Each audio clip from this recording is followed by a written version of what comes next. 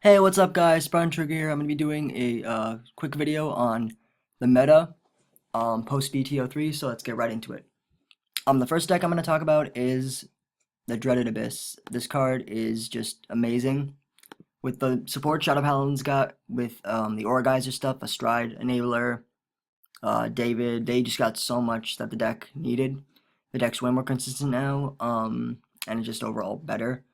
By playing less Revengers in the deck, you make the deck a little bit more consistent, especially in the mirror match, which is going to be really popular. Since the deck is like tier 1, at least tier 1. So, on to the next deck I'm going to talk about, the Cross. Cairo is always going to be a really good deck, just due to the fact that control in this game is always good, except if you're playing against RP, and to an extent Shadows. The fact that this card can restand or kill stuff multiple times per turn is just crazy. The Ace also gives the deck a really good finishing option.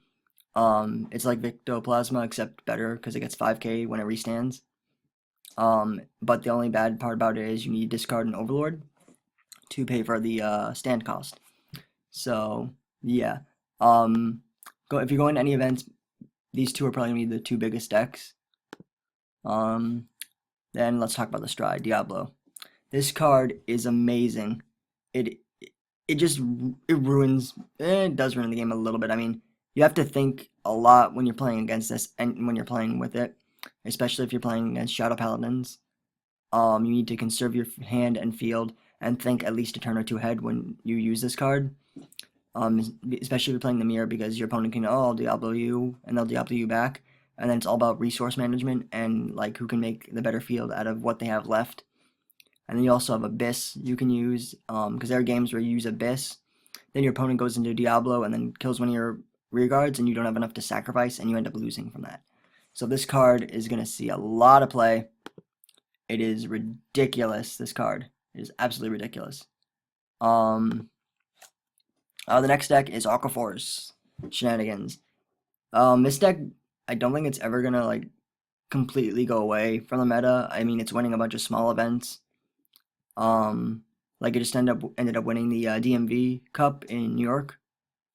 The deck's just really good at pressuring mid to early game with Tidal Assault, with Tidal Bulwark, with a lot of things, and then Lambros itself is just a broken card.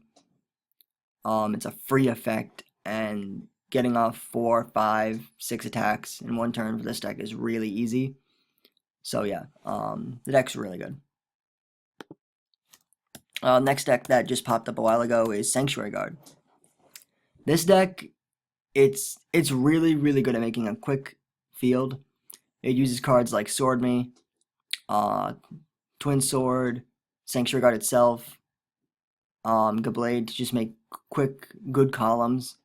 The deck's really good at what it does. The only thing that I don't like about it is in certain matchups like against Kagero, you tend to deck out pretty easily if they survive your double Saint Blow turn. Aside from that, the deck is really good. But I think there are better Royal Paladin decks at the moment. Also, to note, this card currently is $20 to $25. It's crazy. I really think it's a good card. It probably should have gotten reprinted, because currently I don't think, I mean, it's a good card, but I don't think it warrants a $25 price tag on it. So yeah. Next card we're going to talk about is the infamous Thing / Sing Saver Dragon. This card is still winning events in Japan. I don't think will ever go away. As long as this card is legal at 4, the deck will be good, because you can play this with so many different things in clan fight and in extreme format. In clan fight, actually, there's decks with this card that are playing only 4 to 6 grade 3s.